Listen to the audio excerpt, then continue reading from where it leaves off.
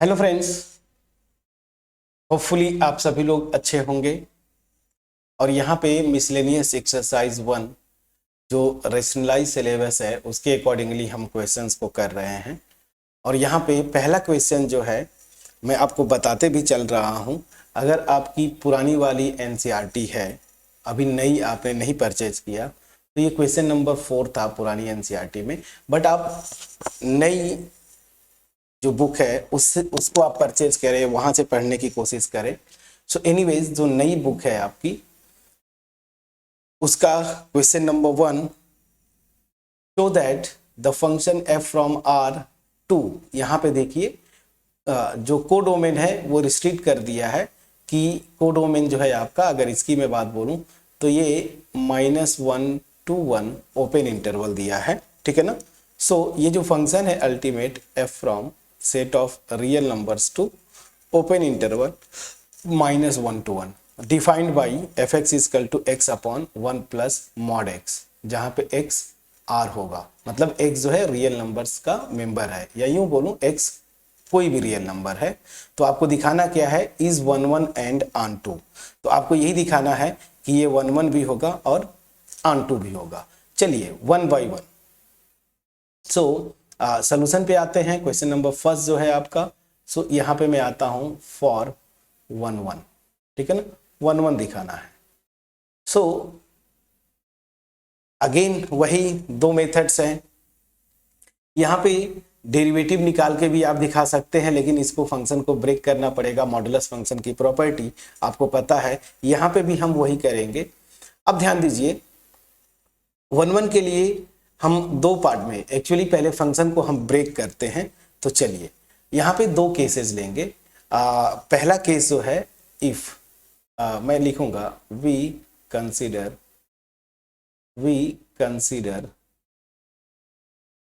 Following cases, ठीक है ना। क्या क्या केस फर्स्ट पहले आप लीजिए। केस फर्स्ट में आप ये देखिए, अगर मैं x को ग्रेटर देन और इक्वल टू 0 लेता हूं, ठीक है ना, पॉजिटिव या फिर 0 लेंगे, देन उस केस में बाय डिफिनीशन मेरा एफ एक्स क्या होगा। मॉडुलस फंक्शन की प्रॉपर्टी आप यहाँ पे लिखेंगे। मॉड एक्स जो है आपका होता क्या है, या तो x होता है या तो -x, जब x ग्रेटर देन और इक्वल टू 0 और जब x जो है निगेटिव होगा, ठीक है। तो यहाँ पे एफ एक्स इजकल टू क्या हो जाएगा, सो इस डिफिनीशन से x अपॉन 1। अब देखिए, जब मॉड x की बात कर रहे हैं और x को मैं पॉजिटिव लेके चल रहा हूं, तो ये कंडीशन आएगा। तो यहाँ पे कर दिया मैंने x, ठीक है। अब आपको 1 1 दिखाना है, तो दो डोमेन सेट में कोई भी दो मेंबर्स लीजिए। सो मैं यहाँ पे लेता हूं let x1 x2 belongs to domain set. Domain set मेरा क्या है, R, सच दैट आप एज्यूम क्या करेंगे, fx1 this is equal to क्या, fx2, ठीक है ना। आपने एज्यूम कर लिया कि चलिए fx1 इजकल टू fx2। आपको दिखाना क्या है, x1 इजकल टू x2। अब ध्यान दीजिएगा, मैं लेके क्या चल रहा हूं, x1 x2 जो भी होगा ना, हम केस ये लेके चल रहे हैं कि ये जो दो भी रियल नंबर्स होंगी वो ग्रेटर देन और इक्वल टू 0 होंगी, ठीक है। तो यहां से क्या हो जाएगा, this will imply by definition यहां से x1 अपॉन 1 प्लस x1। देखिए f ऑफ x1 का मतलब x किस पे मैप कर रहा है, x अपॉन 1 प्लस x पे। तो ये x1 इस पे मैप करेगा, x2 किस पे मैप करेगा, x2 अपॉन 1 प्लस x2 पे। अब कुछ नहीं करना है, क्रॉस मल्टीप्लाई कर दीजिए, ठीक है ना। एक चीज और देखेंगे, आप यहां से ऑब्जर्व करेंगे कि अगर दोनों को आप 0 ले लेंगे या किसी एक को 0 लेंगे ना, तो ये क्वांटिटी तो 0 हो जाएगी बाय डिफिनीशन। चाहे x1 को 0 लीजिए, चाहे x2 को 0 लीजिए। x1 को अगर आप 0 ले लिए तो आप यहां से देखिए ये क्वांटिटी पूरी 0, यहां से x2 भी 0 हो जाएगा। क्लियर। तो चलिए, इसलिए मैं ये जनरल केस ले लेता हूं। कुछ लोग इसको क्या करते हैं कि पॉजिटिव केवल लेके चलते हैं, बट ठीक है। This will imply, cross multiply कर देंगे। तो x1 मैं ऐसे मल्टीप्लाई कर रहा हूं plus x1 x2 this is equal to, अब इसको मल्टीप्लाई करेंगे तो x2 plus x1 x2, x1 x2 cancel हो जाता है, तो यहाँ से x1 this is equal to x2 आता है। तो हमने क्या दिखा दिया कि अगर x को मैं पॉजिटिव मतलब पॉजिटिव रियल नंबर, या मैं यूं बोलूं जो मैं रियल नंबर्स ले रहा हूं, पहला केस जो है ना, मतलब x को वो ग्रेटर देन और इक्वल टू 0 होगा, तो उस केस में जो है मेरा ये 1 1 हो जाता है। केस 2 आप ले लीजिए यहां से। सो केस 2 पे आते हैं। अगर मैं x को निगेटिव लूंगा, अगर निगेटिव आपने लिया तो उस केस में मेरा fx क्या हो जाएगा, देखिए मॉड x, जब x निगेटिव होगा तो मॉड x माइनस x होता है, तो ये क्या हो जाएगा x upon 1 minus x by definition of modulus function, ठीक है ना। सो उस केस में अब यहां पे जूम करता हूं, लेट, अब इसको करने के बाद अगर हम नोट्स बनाएंगे तो इसके बाद नेक्स्ट पैराग्राफ से करिएगा। So let again x1 x2 belongs to domain set, ठीक है ना, such that f of x1 this is equal to f of x2, और यहां से bye definition f of x1 क्या आ जाएगा, अब डिफिनीशन ये लगेगा फ्रेंड्स, ये चीज याद रखना है, x1 अपॉन 1 माइनस x1, उसी तरीके से f ऑफ x2 क्या हो जाएगा, x2 upon 1 minus x2। Please check करिएगा। अब यहाँ पे अगेन क्रॉस मल्टीप्लाई करेंगे, तो जब क्रॉस मल्टीप्लाई करेंगे तो देखिए क्या आ जा रहा है, x1 माइनस x1 x2, देखिए, और दिस इज इक्वल टू, इधर जाएंगे तो x2 माइनस x1 x2। अब देखिए ये पोर्शन कैंसिल आउट हुआ, तो यहाँ से x1 equal to x2 again easily आ गया, ठीक है ना। तो दोनों केसेस में हमने दिखाया कि ये 1 1 है। So this will imply f from r to open interval -1 to 1, यही लिखा है ना, देखिए इज 1 1। चलिए हमने दिखा दिया कि ये 1 1 होगा, मतलब दोनों केसेस लिया और दोनों केसेस में ये 1 1 आया, तो कंबाइन आप मिला देते हैं ना, ओवरऑल हर एक रियल नंबर के लिए हमने दिखा दिया कि ये 1 1 होगा। अब चलिए ऑन टू के लिए आते हैं। सो फॉर ऑन टू आपको चेक करना है। सो ऑन टू के लिए क्या करेंगे, अगेन दो मेथड्स हैं, दोनों मेथड से आप जा सकते हैं। एक तो मैंने बोला था ना कि ये वाला मेथड कि यहाँ का कोई एलिमेंट वैकेंट नहीं होगा, और दूसरा जो मेथड हमारा है वो क्या, आप रेंज निकाल के करेंगे। तो मैं रेंज वाला कर देता हूँ, वैकेंट वाला आप इजिली कर ले जाएंगे। यही डिफिनीशन यूज करिएगा फंक्शन का, दो केसेस बना के, यहाँ पे भी दो केसेस बनेंगे और उस केस में आपका अपने आप आ जाएगा, ठीक है ना। चलिए तो मैं दो केसेस लेके चलता हूं अगेन।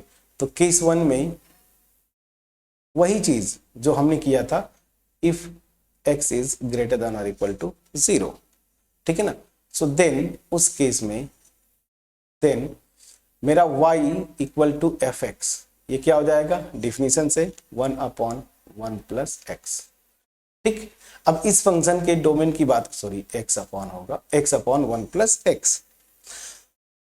तो इस केस में आप देखेंगे कि डोमेन की अगर बात बोलूं, फंक्शन का डोमेन, ठीक है ना, तो डोमेन ऑलरेडी मैंने यहां पे सेट कर चुका हूं कि मैं या तो 0 होगा या तो पॉजिटिव होगा, कोई टेंशन नहीं है। तो यहां से अब करते क्या थे, देखिए जब मैं ये केस ले लिया तो फिर आपको x जो है, मैं क्लोज इंटरवल 0 से इंफिनिटी, ये इंटरवल में मैं बात कर रहा हूं। तो इस केस में आप अगर देखें तो रेंज के लिए हम क्या करेंगे, सीधी सी बात है, x को y के टर्म में आप एक्सप्रेस करेंगे तो ये कैसे हो जाएगा, y plus x y this is equal to x। यहां से देखिए y को इधर रहने दीजिए, इसको x y को उधर ले जाएंगे, x कॉमन लेंगे, 1 माइनस वाई होगा। प्लीज चेक करिएगा क्या ये सही है। अब चलिए तो यहां से जो x की वैल्यू आ जाएगी y अपॉन 1 माइनस वाई आ रहा है। अब ध्यान दीजिएगा, अब जब मुझे ये चेक करना है तो यहां पे ध्यान दीजिएगा, y के किस वैल्यू के लिए, यहां पे ध्यान दीजिए, y के किस वैल्यू के लिए मेरा x जो है रियल होगा, ठीक है ना। तो तो यहां से आप देखिए this will imply x is real only if, ठीक है ना, ओनली इफ क्या क्या, यहां पे ध्यान दें कब रियल होगा।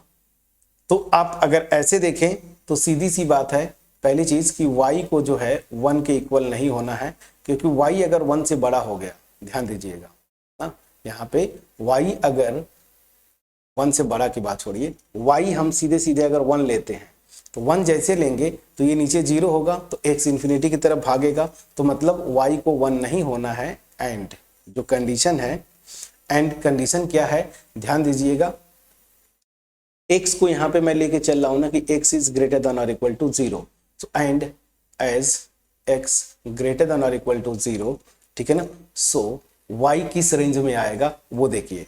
तो x को मुझे पॉजिटिव भी लेना है, समझिए, पॉजिटिव या फिर 0 लेना है।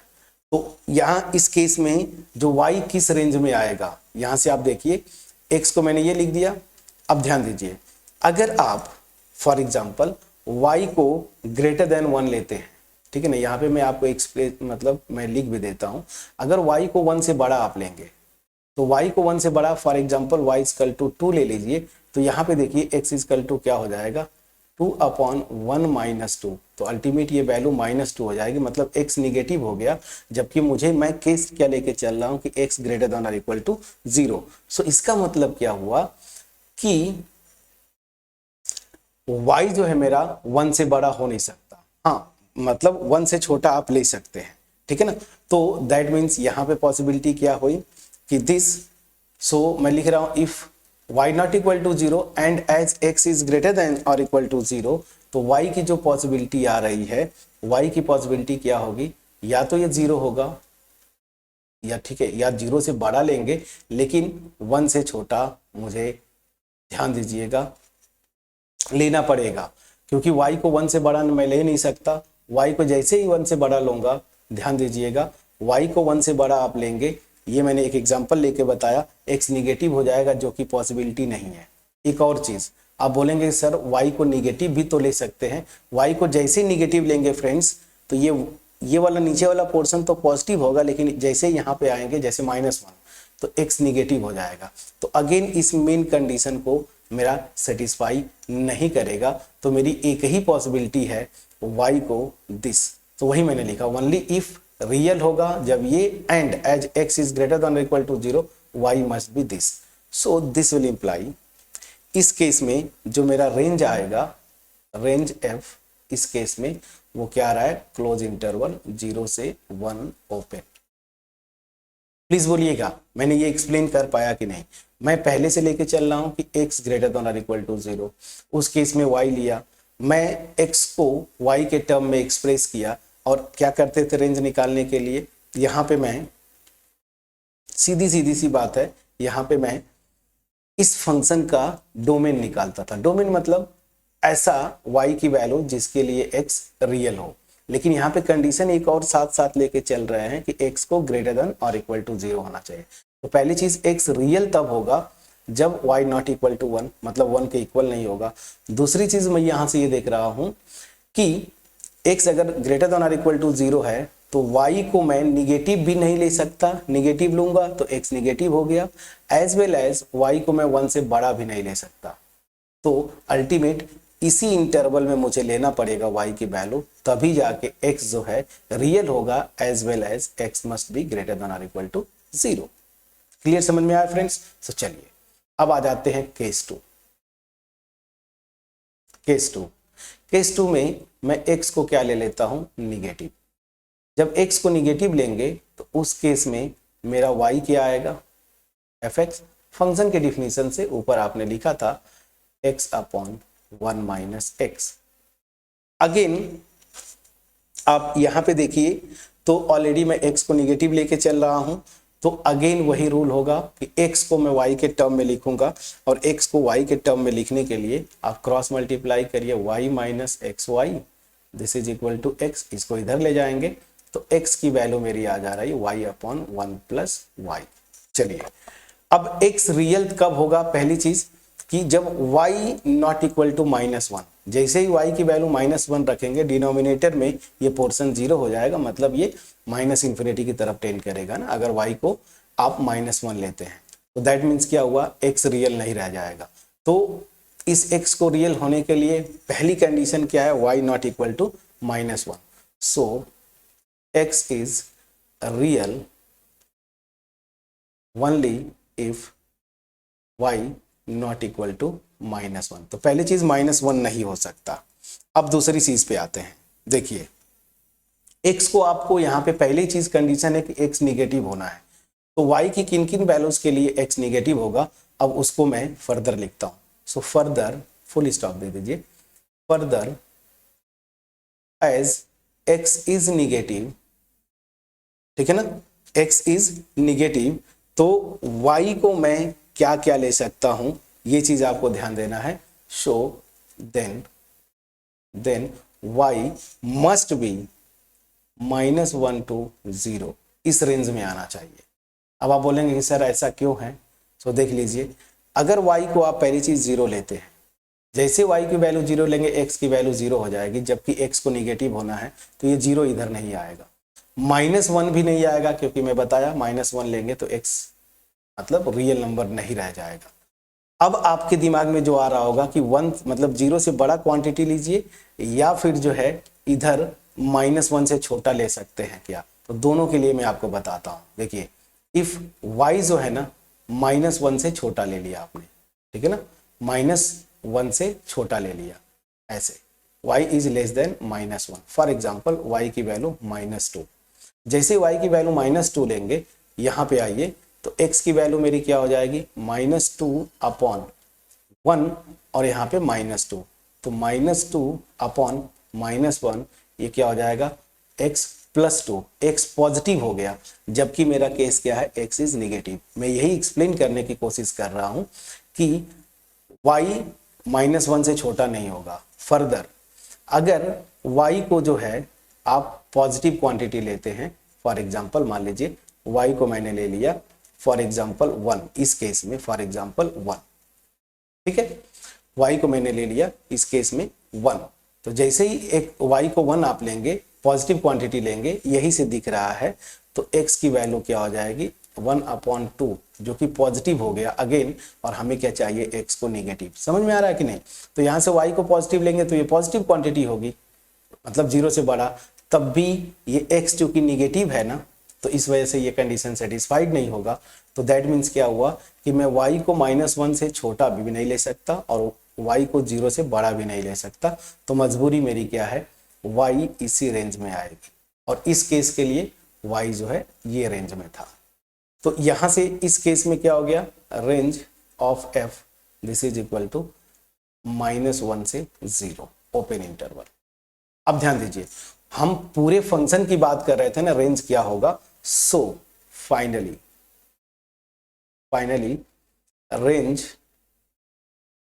Range of f this is equal to case 1 union case 2, यही होगा फ्रेंड्स ना, केस 2।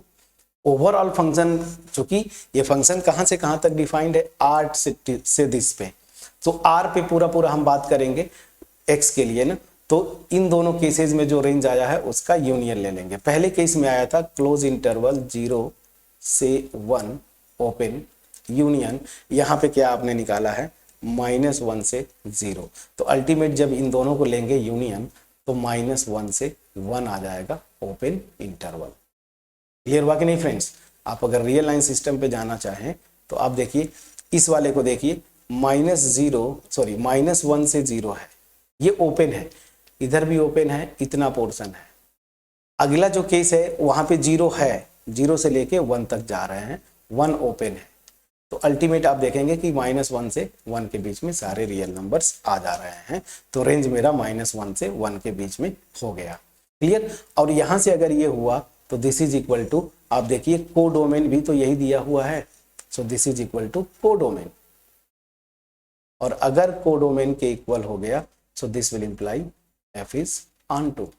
तो हमने क्या प्रूव कर दिया कि f11 भी है और f ऑनटू भी है।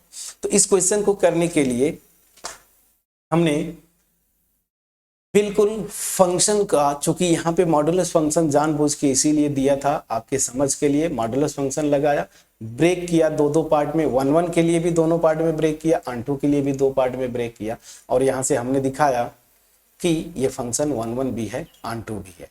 अब ऑन2 दिखाने का दूसरा मेथड भी है, तो यहाँ पे भी दो केसेस बनाएंगे ऐसे ही, और वहां से आप दिखा देंगे ना कि हर एक y के लिए उसका प्री इमेज इधर डोमेन सेट में मिलेगा। उसी तरीके से केस 2 में भी जो मेथड 2 था हमारा ना कि कोई एलिमेंट यहाँ का वैकेंट ना हो, तो ये तो होमवर्क छोड़ूंगा, मिसलेनियस में है आप, तो इस तरीके से आप जाके उसको कर लेंगे और वो भी बड़ा इजीली आप कर ले जाएंगे। ठीक है, कोई भी डाउट होगा इस क्वेश्चन में आप हमें प्लीज कमेंट सेक्शन में जाके कमेंट करिएगा। ठीक है, अब चलिए फर्दर चलते हैं। ये क्वेश्चन नंबर 2 यहाँ पे लिखा हुआ है, ये बहुत इजी है। So that f from r to r given by fx equal to x cube is injective. तो मैं इजी मेथड आपको बताऊंगा जो बेस्ट आपको समझ में आ पाए। तो पहला जो मेथड है ये वाला ना, जैसे दो एलिमेंट्स लेंगे सच दैट उनकी इमेजेस इक्वल, तो हम दिखाते हैं कि वो एलिमेंट्स भी आपस में इक्वल होंगे। ये आपको होमवर्क छोड़ूंगा। यहाँ पे चूंकि बहुत स्ट्रेट दिख रहा है, क्वेश्चन को ऑब्जर्व करके भी आप डिसाइड कर सकते हैं कि कौन सा तरीका आप लगाएंगे। तो यहाँ पे आप देखेंगे एक्स क्यूब, ये इंजेक्टिव मतलब 1 है, तो हम सीधे सीधे क्या करेंगे, एफ डैश एक्स निकालेंगे, और एफ डैश एक्स मतलब D by D x of x cube, ये डिफरेंशिएबल फंक्शन होता है, ये हो जाएगा 3x स्क्वायर। अब देखिए कोई भी रियल नंबर लेंगे, यहाँ पे x स्क्वायर आ गया ना, तो ये पॉजिटिव होगा, this for every x belongs to r आएगा फ्रेंड्स, प्लीज चेक करिएगा। और अगर ऐसा होता है तो this will imply f is 1 एक लाइन का आंसर था। अब बताइए कितना आसान है। दूसरा जो मेथड है इसी को दिखाने का, वो पहले क्वेश्चन में हम लोग दिखा चुके हैं। f of x1 equal to f of x2 लीजिएगा, दिखा दीजिएगा x1 इक्वल टू x2। ठीक है, चलिए तो क्वेश्चन नंबर 2 भी मैंने कर दिया, कितना इजी वे में मैंने किया। ठीक है, अब आते हैं क्वेश्चन नंबर 3। ये फ्रेंड्स रेशनलाइज सिलेबस के अकॉर्डिंगली कर रहा हूं। क्वेश्चन नंबर 3 जो है आपकी पुरानी बुक का क्वेश्चन नंबर 8 था। क्वेश्चन क्या है, given a non empty set x, consider px which is the set of all subsets of x। मतलब ये पावर सेट दे दिया है। सेट थ्योरी में हमने 11th में डिटेल में जाके किया था पावर सेट को। तो अगर यहाँ पे भी अगर कॉन्सेप्ट में आप स्ट्रगल करते हैं पावर सेट में, प्लीज हमारे 11th का वीडियो जाएं और वहां से देखने की कोशिश करें। चलिए तो अब सोल्यूशन पे आते हैं क्वेश्चन नंबर 3 के। तो अल्टीमेट क्या बोल रहा है, पावर सेट ले लिया। अब एक रिलेशन डिफाइन कर रहा है, ये रिलेशन है, देखिए रिलेशन पावर सेट पे डिफाइन करता है। ठीक, ये रिलेशन जो है, अब देखिए ये R set of real numbers के लिए ये यूज करते हैं हम लोग। मैं देखिए बार बार लिखता हूं ऐसे, ये रिलेशन है आर सिंपली। तो आर जो है रिलेशन है वो पावर सेट ऑफ एक्स पे डिफाइंड है, जहां पे एक्स कोई भी आप, या फ्रेंड्स कोई भी आप सेट लीजिए। अब यहां पे जो रिलेशन डिफाइन करता है कि इस पावर सेट का कोई भी दो एलिमेंट लेंगे तो ये रिलेटेड होगा, मतलब ए और बी दोनों रिलेटेड होंगे इस रिलेशन के through, if and only if a जो है बी का सबसेट हो जाए। तो आपको बोल क्या रहा है, is R equivalence relation on P X justify your answer. तो बस यही बोल रहा है कि क्या ये रिलेशन जो डिफाइन किया आपने पावर सेट पे, वो क्या इक्विवेलेंस रिलेशन है। तो फ्रेंड्स बड़ा इजीली आप कर सकते हैं इसको, और आप देखेंगे कि ये इक्विवेलेंस नहीं आएगा। कैसे, 1 by 1। तो ये जो लिखा हूं इसको आप समझे ऐसे, ये रिलेशन है power set of X to power set of X. ठीक है ना। तो यहां पे रिफ्लेक्सिव तो हो जाएगा। तो चलिए 1 by 1 इक्विवेलेंस दिखाना है, मतलब डिफिनीशन में हमने सीखा था रिलेशन को रिफ्लेक्सिव भी होना चाहिए, सिमेट्रिक भी होना चाहिए, ट्रांजिटिव भी होना चाहिए कि नहीं होना चाहिए फ्रेंड्स। चलिए तो यहां पे मैं ये ले लेता हूं, रिफ्लेक्सिव तो होगा। So number 1 R is reflexive for, मतलब मैं दिखाने जा रहा हूं, तो रिफ्लेक्सिव होगा। तो यहां पे मैं लेता हूं since for every A belongs to power set of X. अब देखिए, आप ये जानते हैं कि कोई भी सेट लेता हूं ना, वो अपना सबसेट तो होता ही होता है फ्रेंड्स, अपना सबसेट होता ही होता है। ये सबसेट के लिए ये नोटेशन यूज करता है, हम ये यूज कर रहे हैं। चलिए यही वाला नोटेशन यूज कर लेते हैं। Since for every this a is subset of a, a खुद का सबसेट होगा और यही तो बोल रहा है। सो दिस विल इंप्लाई, जो ए है खुद के साथ रिलेटेड होगा, ठीक है ना, ये बिलोंग करेगा इस रिलेशन में, तो ये रिफ्लेक्सिव हो गया। हर एक एलिमेंट अपने साथ रिलेटेड होगा, सो एफ तो रिफ्लेक्सिव हो गया, ठीक है ना। यहां पे प्रॉब्लम फंसेगी यहां पे, ठीक है ना, फॉर ट्रांजिटिविटी, ठीक है ना, ये पॉसिबल नहीं है, ठीक है ना। अब इसको दिखाने के लिए मैं एक एग्जांपल लेता हूं ना, लेट, मैं x को कुछ भी ले सकता हूं, x को मैंने ले लिया फॉर एग्जांपल आपके लिए ए बी सी, 3 एलिमेंट्स ले लिया, ठीक है ना। तो पावर सेट जो होगा वो x के सारे सबसेट्स का कलेक्शन है। तो इनका मैं 2 मेंबर्स ले रहा हूं पावर सेट का, तो मैं एज्यूम ये करता हूं let a equal to singleton 1 और सॉरी सिंगल्टन a और b इक्वल टू मैं ले लिया ए बी, प्लीज चेक करिएगा, ठीक है ना। Then A B belongs to R ना, इस रिलेशन का मेंबर होगा। क्यों? क्योंकि एज ए जो है सबसेट है बी का। देख लीजिए ए में एक ही एलिमेंट है ए, ये स्मॉल ए, और आप देखेंगे कि ये वाला एलिमेंट इस सेट बी में भी है, तो ए जो है सबसेट हो गया बी का, मतलब ए बी जो है इस रिलेशन में आ गए। बट क्या बी ए इस रिलेशन में आएंगे फ्रेंड्स? सो बी ए इस रिलेशन में नहीं आएंगे। रीजन क्या है? क्या बी सबसेट है ए का? तो आप देखिए बी जो है ये सबसेट नहीं है ए का। बी में ए बी 2 एलिमेंट्स है, तो ये स्मॉल बी जो है इस सेट ए का मेंबर नहीं है। तो हमने क्या दिखाया कि एक जस्ट पर्टिकुलर एग्जांपल लेके मैंने दिखा दिया कि ये ए बी तो इस रिलेशन में आता है लेकिन बी ए नहीं आ रहा है, ठीक है ना। So this will imply R is not symmetric. बस अब आपको ट्रांजिटिव दिखाने की जरूरत ही नहीं है, क्योंकि पूछ क्या रहा था कि क्या ये इक्विवेलेंस रिलेशन होगा। सो यहां से मैं आ जाता हूं, since this relation is not symmetric, so this will imply R is not equivalence relation, is not equivalence, ठीक है ना। तो आपका आंसर क्या हुआ? नो। ये जो रिलेशन डिफाइन किया है ना, ये इक्विवेलेंस रिलेशन नहीं है फ्रेंड्स, प्लीज चेक करिएगा, ये रिलेशन इक्विवेलेंस रिलेशन नहीं है, ठीक है। चलिए अब जो है नेक्स्ट क्वेश्चन पे हम मूव करेंगे, और आप बस बड़े आराम से इन चीजों को कॉन्सेप्चुअली जाएं। अब देखिए इस क्वेश्चन को आंसर देना आपके एक्चुअल एग्जाम में, तो ये सब तो मैंने आपको एक्सप्लेन करने के लिए दिया, जस्ट यहाँ पे फोकस करिए। प्रैक्टिस में होते तो आप जानते हैं कि अगर ए सबसेट है बी का, तो इन जनरल बी कोई जरूरी नहीं कि सबसेट होगा ए का। बस आप ये सब मत लिखिएगा, सीधे आप लिखिएगा कि let x equal to this, a ये है बी ये है, मतलब ये दोनों पावर सेट के मेंबर्स हैं। सो उस केस में ए सबसेट हो जाता है बी का, लेकिन बी सबसेट ए का नहीं होगा, तो सीधे सीधे सिमेट्रिक नहीं हुआ, मतलब इक्विवेलेंस नहीं हुआ। तो इस क्वेश्चन में अगर आपको ये मतलब लेंथ से बचना है तो सीधे सीधे आप दिखा देंगे यही एग्जांपल, इसी का आंसर दीजिएगा, ट्रांजिटिव नहीं है। आहा हा हा हा, ये मैंने क्या लिख दिया था फ्रेंड्स, देखिए अगर रिवाइज नहीं करता तो ये गलत हो जाता। मैं सिमेट्रिक की बात कर रहा था,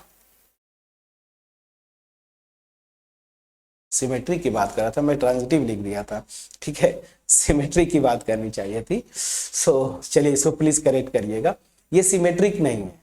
तो आप बस डायरेक्ट इसी को सिमेट्रिक ही आप दिखाते, ट्रांजिटिव छोड़ देते। ट्रांजिटिव और रिफ्लेक्सिव आपको दिखाना ही नहीं है। क्यों? क्योंकि कोई भी रिलेशन इक्विवेलेंस तभी होगा जब तीनों होता है, symmetric, reflexive, symmetric and transitive. यहाँ पे पर्टिकुलर एग्जाम्पल बना के आप दिखा दीजिए। क्लियर हुआ? प्लीज बोलिएगा। कोई डाउट होगा आप कमेंट सेक्शन में जरूर लिखिएगा फ्रेंड्स। अब चलिए, आपका रैशनलाइज सिलेबस के अकॉर्डिंगली क्वेश्चन नंबर 4 आपके सामने है और ये और इजी है। क्या बोला? Number of all on to functions from the set this to this. तो याद करिए, थ्योरी में मैंने आपको बोला था कि जब सेट ए से सेट बी पे अगर मैं मैपिंग बनाऊं और ऑन टू मैपिंग की बात करते हैं और इस सेट की कार्डिनलिटी सेट ए और सेट बी मतलब डोमेन सेट और कोडोमेन सेट की कार्डिनलिटी सेम होती है, तो number of on to mappings कितने होते हैं?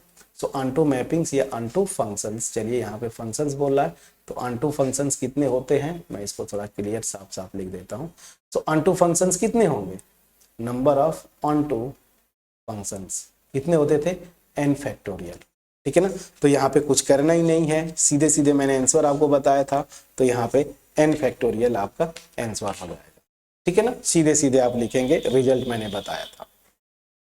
मोर ओवर आप प्रूव करना चाहते हैं तो आप इसको बिल्कुल प्रूव करिए कि मैथमेटिकल इंडक्शन से, आप अगर इसको प्रूव करना चाहते हैं तो आप मैथमेटिकल इंडक्शन से भी प्रूव कर सकते हैं। ये होमवर्क छोड़ूंगा, मैथमेटिकल इंडक्शन से आप इसको प्रूव करिए कि अगर कोई सेट लेता हूं उसमें अगर n एलिमेंट्स है तो नंबर ऑफ ऑन टू फंक्शन जो है कितना होंगे? n factorial. इसको उससे प्रूव कर सकते हैं या फिर कोई और तरीका किसी भी बुक से जा सकते हैं। बस सिंपली मैं आपको रिजल्ट बताया था, उस रिजल्ट पे से ये आंसर मैंने निकाल दिया।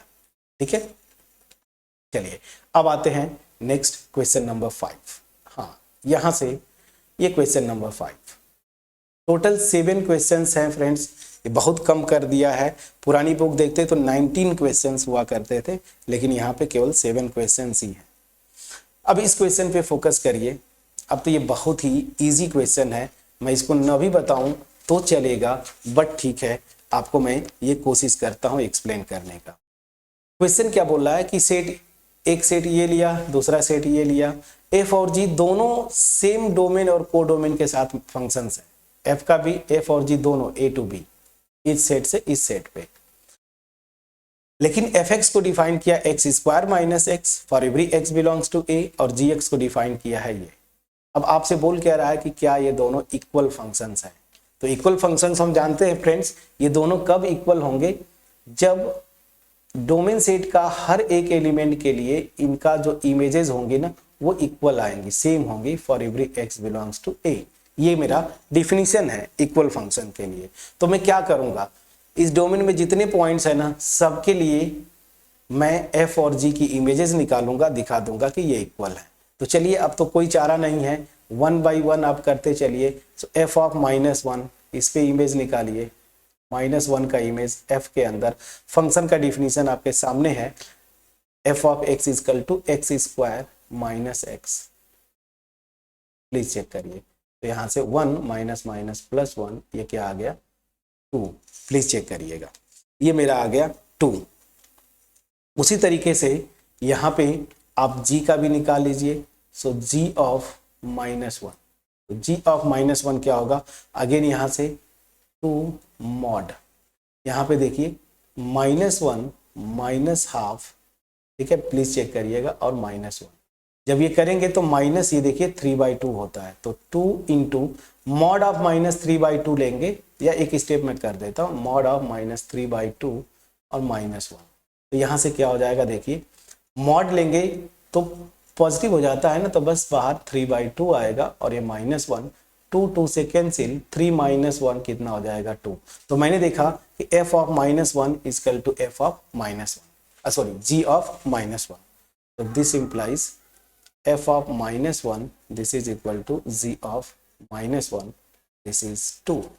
अब अगला एलिमेंट है 0, तो फर्दर आप f ऑफ 0 निकालेंगे, तो 0 जैसे रखेंगे तो ये तो डायरेक्ट 0 हो गया। चलिए अब मैं यहीं पे g ऑफ 0 निकालता हूँ। तो g ऑफ 0 फंक्शन का डिफिनीशन यहाँ पे ये है, 2 अपॉन x की प्लेस पे 0 रखें, 0 माइनस हाफ, और यहाँ पे -1। तो ध्यान दीजिए 2 मल्टीप्लाइड बाई, ये माइनस हाफ का मॉड लेंगे तो हाफ आ जाएगा, -1, 2 से कैंसिल हो गया, तो 1 - 1 कितना आ गया? 0। तो यहाँ से मैं क्या देखा कि f ऑफ 0 और g ऑफ 0, ये दोनों की वैल्यूज क्या है, सेम है, क्या, 0।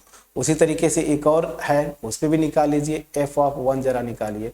तो f ऑफ 1 निकालेंगे, फंक्शन का डिफिनीशन ये है 1 स्क्वायर माइनस 1, ये भी देखिए 0 आ गया, प्लीज चेक करिएगा।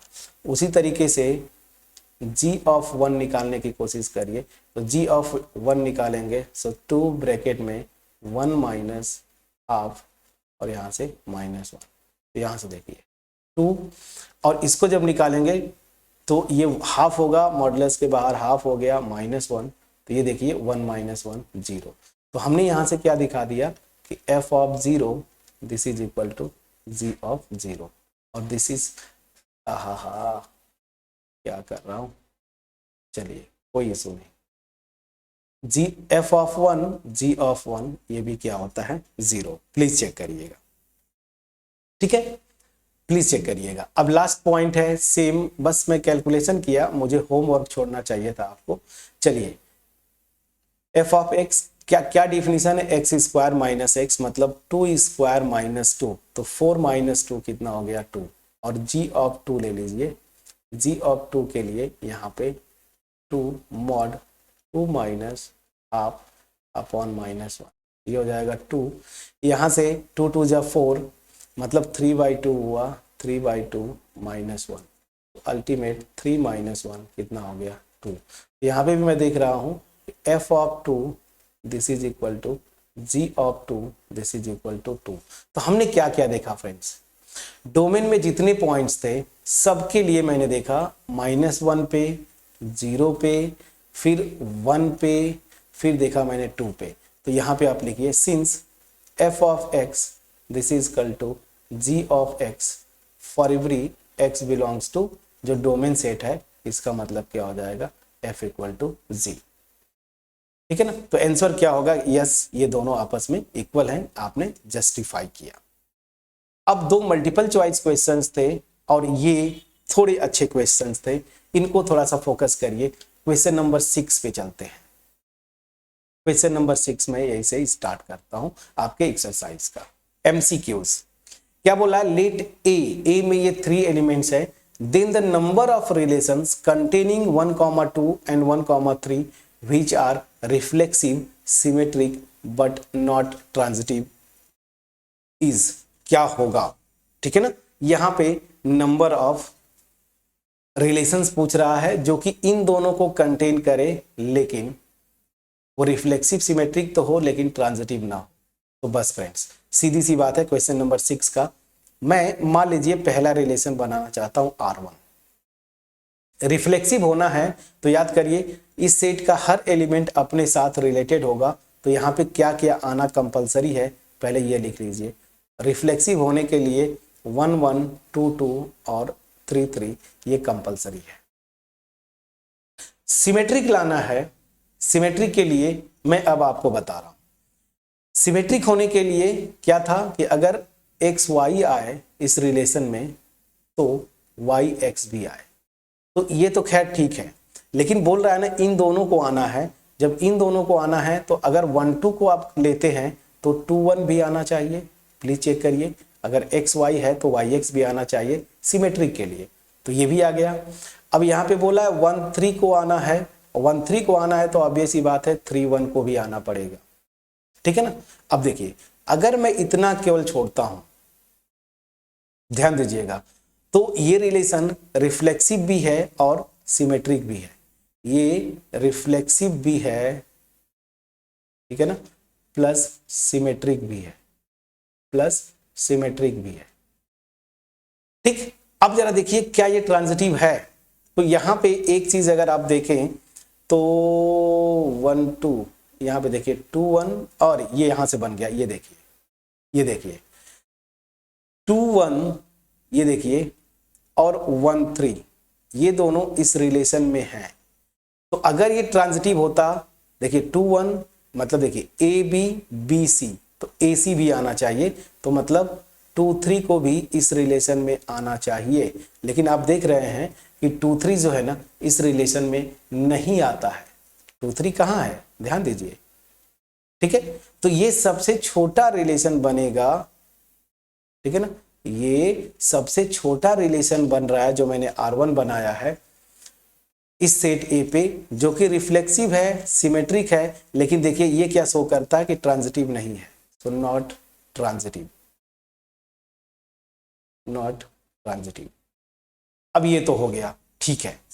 तो एक तो पॉसिबल हो गया कि हाँ ठीक है, ये ऐसा रिलेशन बनता है जो कि रिफ्लेक्सिव है, सिमेट्रिक है, लेकिन ट्रांजिटिव नहीं है। आपसे पूछ रहा है ना कितना बनेगा, तो अभी देखिए ऑर्डर्ड पेयर, देखिए कोई रिलेशन जो होगा ना इस सेट ए पे, तो ये रिलेशन जो होगा सबसेट होता है ना ए क्रॉस ए का, ठीक है ना। तो क्या क्या छूट गया है कार्टेशियन प्रोडक्ट में, 1 1 ले लिया आपने, 2 2 ले लिया, 3 3 ले लिया, 1 2 2 1 ले लिया, 1 3 3 1 ले लिया। छूट आपका रहा है क्या, 2 3 और 3 2। प्लीज चेक करिए, यही दो छूट रहा है। और वैसे भी आप देखिए, अगर एक सेट में ये लेता हूं जिसमें नंबर ऑफ एलिमेंट्स 3 हैं, तो आप टोटल नंबर ऑफ जो रिलेशंस बना पाएंगे वो खैर 2 टू द पावर क्या होता है, अगर n क्रॉस मतलब n इंटू एन ना, यही होगा ना, कार्डिनलिटी ऑफ एक set multiplied by cardinality of दूसरा सेट, ये टोटल नंबर ऑफ रिलेशन। खैर इससे इस पे हमें नहीं जाना है, हम यहाँ पे आते हैं। ये सबसे छोटा रिलेशन बनेगा फ्रेंड्स इस सेट पे, जो कि रिफ्लेक्सिव है, सिमेट्रिक है, ट्रांजिटिव है, ट्रांजिटिव नहीं है। अब ध्यान दीजिए, इससे बड़ा कोई रिलेशन अगर R2 आप बनाना चाहते हैं तो मजबूरी मेरी क्या होगी, ध्यान दीजिएगा, मजबूरी ये होगी इतना तो रहेगा, इसको लाना पड़ेगा। और जैसे ही आप इसको ला दिए, देखिए ध्यान दीजिएगा, अब मैं क्या बोल रहा हूं कि ये मेरा सबसे छोटा रिलेशन बन रहा है जो कि रिफ्लेक्सिव है, सिमेट्रिक है और ट्रांजिटिव नहीं है, कंटेनिंग दीज टू, ये कंडीशन है, इन दोनों को कंटेन करने वाला ऐसा रिलेशन जो कि रिफ्लेक्सिव है, सिमेट्रिक है, लेकिन ट्रांजिटिव नहीं है। अब अगर इसको आगे बढ़ाने की कोशिश करेंगे आप, इसको आप अगर आगे बढ़ाने की कोशिश करेंगे, मतलब इससे बड़ा वाला रिलेशन आप निकालने की कोशिश करेंगे, ठीक है ना। चलिए अब इससे बड़ा करेंगे तो मजबूरी है यही दोनों को मैं इंसर्ट करूंगा। अब अगर आपने जैसे 2 3 को इंसर्ट किया तो आप 3 2 को भी इंसर्ट करना पड़ेगा, प्लीज बोलिएगा, ठीक है ना। और आप देखेंगे कि यही तो यूनिवर्सल रिलेशन हो जाता है, प्लीज चेक करिएगा, यही तो यूनिवर्सल रिलेशन है कि नहीं फ्रेंड्स। तो यूनिवर्सल रिलेशन तो ट्रांजिटिव भी होता है, तो ये इक्विवेलेंस हो जाएगा, ध्यान दीजिएगा, ये इक्विवेलेंस हो जाएगा ना। हमें क्या चाहिए, ट्रांजिटिव न हो, मतलब ये पॉसिबिलिटी नहीं है, तो केवल और केवल यही एक रिलेशन मेरा पॉसिबल होगा कंटेनिंग दिस टू। ये कंडीशन पे ध्यान दीजिएगा, अगर इन दोनों को हटा देंगे तो बहुत सारे बना सकते हैं, इन दोनों को लेके सच दैट वो रिलेशन रिफ्लेक्सिव भी हो, सिमेट्रिक भी हो और ट्रांजिटिव नहीं होना, ये कंडीशन को सेटिस्फाई करते हुए केवल और केवल यही R1 ही बनेगा, मतलब केवल और केवल एक ही रिलेशन बनेगा फ्रेंड्स, प्लीज चेक करिएगा, केवल और केवल एक ही रिलेशन बनेगा। समझ में आ गया। चलिए, कोई डाउट होगा कमेंट सेक्शन में जरूर लिखिएगा। मैंने थोड़ा जल्दी बताया क्योंकि इजी है, इतना डिटेल में हम लोग कर चुके हैं। इस क्वेश्चन में यही था कि इस सेट पे आपको कितने रिलेशंस बना सकते हैं जो कि रिफ्लेक्सिव हो, सिमेट्रिक हो, लेकिन ट्रांजिटिव नहीं हो, और उसके साथ साथ कंडीशन था कि जो भी रिलेशन बनाए इन दोनों को कंटेन करे, इन दोनों को कंटेन करेगा। सिमेट्रिक होने की वजह से अगर 1 2 है तो 2 1 भी आ गया, 1 3 ले रहे हैं तो 3 1 भी आ जाएगा। ये ट्रांजिटिव नहीं है, रिफ्लेक्सिव है और सिमेट्रिक है। अब मैं इससे बड़ा बनाने की कोशिश करूंगा ना, ये सबसे छोटा बनेगा, याद रखिएगा, जो कि रिफ्लेक्सिव, सिमेट्रिक और ट्रांजिटिव न हो और इन दोनों को कंटेन करे। इससे बड़ा बनाऊंगा, यूनिवर्सल सेट आ जाएगा और यूनिवर्सल रिलेशन। अब यहाँ पे जब यूनिवर्सल रिलेशन की बात कर रहे हैं तो ये तो इक्विवेलेंस होता है, मतलब ट्रांजिटिव हो जाएगा, तब तो हमें ट्रांजिटिव लेना नहीं है। यहाँ पे कंडीशन लगा के रखा है ना, ट्रांजिटिव नहीं होना चाहिए। क्लियर है। चलिए अब जो नेक्स्ट बनाना है हमें क्वेश्चन नंबर 7 पे फोकस करते हैं। ये लास्ट क्वेश्चन है आपके मिसलेनियस का, अकॉर्डिंग टू आपका रेशनलाइज सिलेबस। सेट सेम लिया, बोल क्या रहा है, the number of equivalence relations containing 1 2। अब देखिए 1 2 को कंटेन करने वाला, ठीक है ना, कितने इक्विवेलेंस रिलेशन बनेंगे, तो फिर से आ जाते हैं। चलिए R1, यही चीज सबसे छोटा बनाने की कोशिश करिए इक्विवेलेंस। अब ध्यान दीजिए, इक्विवेलेंस होना है तो पहले रिफ्लेक्सिव होगा। रिफ्लेक्सिव के लिए कंडीशन क्या है, हर एक एलिमेंट जो है ना, हर एक एलिमेंट अपने साथ रिलेटेड होना चाहिए। तो पहले तो रिफ्लेक्सिव वाला कंडीशन लगा दीजिए। अब क्या बोल रहा है ना, इसको कंटेन करना है। जब इसको कंटेन करना 1,2 तो reflexive equivalence reflexive plus symmetric plus transitive. अब सिमेट्रिक होना है तो 1 2 आ गया, तो यहाँ पे 2 1 भी आएगा। प्लीज चेक करिएगा, 2 1 भी आएगा, ठीक है ना। अब ध्यान दीजिए, ये मेरा रिलेशन एक ऐसा रिलेशन है जो कि इक्विवेलेंस है, ठीक है ना। वो ये इक्विवेलेंस रिलेशन होगा, आप इसको चेक करिएगा। ये रिफ्लेक्सिव भी है, देखिए सिमेट्रिक भी है, और ट्रांजिटिव वाला भी कंडीशन वो सेटिस्फाई करेगा। आप इसको प्लीज चेक करिएगा, ठीक है, इसको प्लीज आप चेक करिएगा, ठीक है। अब चलिए, हालांकि ये सॉल्व एग्जांपल है आपके बुक का, ऐसे ही मिलता जुलता। अब ध्यान दीजिए, छूट क्या रहा है मेरा, 1 3 छूट रहा है, 3 1 छूट रहा है, और 2 3 छूट रहा है, और 3 2 छूट रहा है, ठीक है ना। अब चलिए, अब इससे अगला, ठीक है ना, अगला अगर बड़ा रिलेशन में बनाना चाहता हूं R2, तो वो क्या करूंगा, ये तो रहेगा ही रहेगा, कंडीशन है ना 1 2 को रहना है, तो 2 2 3 3 1 2 और यहाँ पे 2 1। अब ध्यान दीजिए, अब फॉर एग्जांपल मानिए मैं 1 3 ऐड करना चाहता हूँ। रिलेशन को इक्विवेलेंस होना है तो सिमेट्रिक भी होगा, तो 1 3 आ गया तो 3 1 भी आएगा, ध्यान दीजिए। और 3 1 आ गया तो जस्ट ऊपर आपने देखिए कहाँ गया, ये किए थे ना, यहाँ पे ये 2 3 भी आना चाहिए, ठीक है ना, ट्रांजिटिव होने के लिए। जैसे ही 2 3 आया तो इस रिलेशन को सिमेट्रिक भी होना है, क्योंकि इक्विवेलेंस रिलेशन, तो 3 2 भी आ गया, और 3 2 आ गया, दैट मीन्स ये मेरा इनवर्सल रिलेशन हो गया, ठीक है ना, इनवर्सल रिलेशन हो गया। ये सबसे बड़ा रिलेशन होता है, अब इससे बड़ा कुछ भी नहीं होगा। तो ये भी, ये तो इनवर्सल हमेशा इक्विवेलेंस होता है, मैंने आपको थ्योरी में बताया था। तो ये इक्विवेलेंस रिलेशन है। तो कितने इक्विवेलेंस रिलेशन पॉसिबल हुए इस 1 2 एलिमेंट को कंटेन करने वाले इस सेट पे। एक तो ये है, ये सबसे छोटा वाला है, और एक ये बनेगा जो कि इनवर्सल है। अब इसके अलावा और कोई नहीं बनेगा, मतलब इसके और इसके बीच में और कोई नहीं आने वाला है। तो दैट मीन्स कितने हुए, कितने इक्विवेलेंस रिलेशन मेरे बने फ्रेंड्स, 2। तो ऑप्शन यहाँ पे देखिए, बी ऑप्शन मेरा यहाँ पे, अगर एमसीक्यू के पॉइंट ऑफ व्यू से जाते हैं तो ऑप्शन बी आपका सही है। प्लीज चेक करिएगा, प्लीज चेक करिएगा, ठीक है। तो ये आपका कॉन्सेप्ट है। हालांकि ये सॉल्व एग्जांपल ही मैं बोलूंगा इस बुक का, अगर ढंग से देखे बहुत आराम से हमने किया।